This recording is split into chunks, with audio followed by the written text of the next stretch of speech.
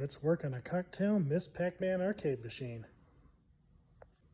I find some odd things inside of games sometimes, but bar soap is up there. All of the fuses in the bottom of the cabinet and the monitor chassis are good, so we're going to plug it in and see what it does.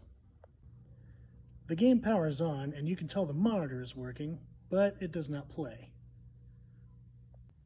The first thing to check is the PCB.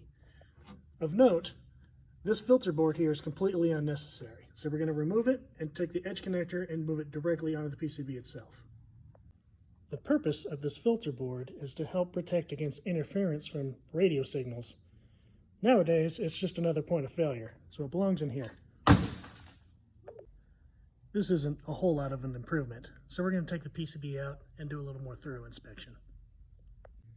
This board looks like it's had a number of mods or repairs done to it.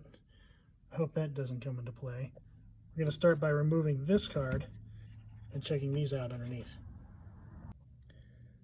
These chips in particular look pretty black, so we're going to take them out and clean them up. That didn't make any difference, so what we're going to do is isolate the problem between the main board and the daughter board that turns it into a Miss Pac-Man. The way we do that is we remove this Z80 processor right here and put it into the socket where this ribbon cable is. At first that didn't make a difference until I decided to swap the Z80 processor. Now we've got the game to boot. Since it doesn't have the daughter card, it's basically going to play a messed up version of Pac-Man. That was very sped up, but it works. We've reattached the daughter card. Let's put it back in and see how she plays.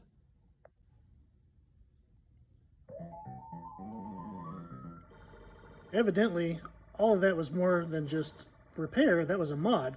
This daughter card has 3 pins on it and a connector that you can move between them, which changes the speed of the game. But it doesn't work like the normal chips that you can change here that give you the fast speed or normal speed. It actually speeds up the entire game, meaning the music and the ghost change too.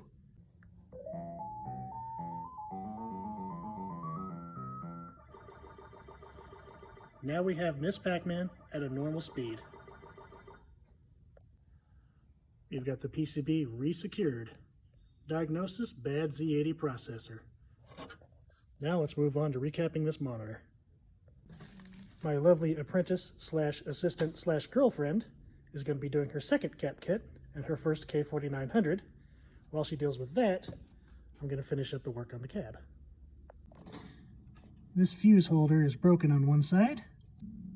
New fuse and fuse holder. Let's vacuum this thing out and replace these lights.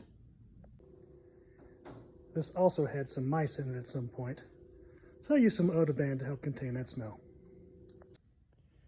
Taking everything off the top to clean the monitor, you can see how bad the burn-in from a Miss Pac-Man gets into the monitor. Everything is clearly visible, from the attract mode to the maze. And that's why they put smoke plexi on it. It helps hide it. She's finished installing the cap kit. Let's reinstall it. And just like that, we have a beautiful looking, working Miss Pac-Man. Follow me to see what we fix next.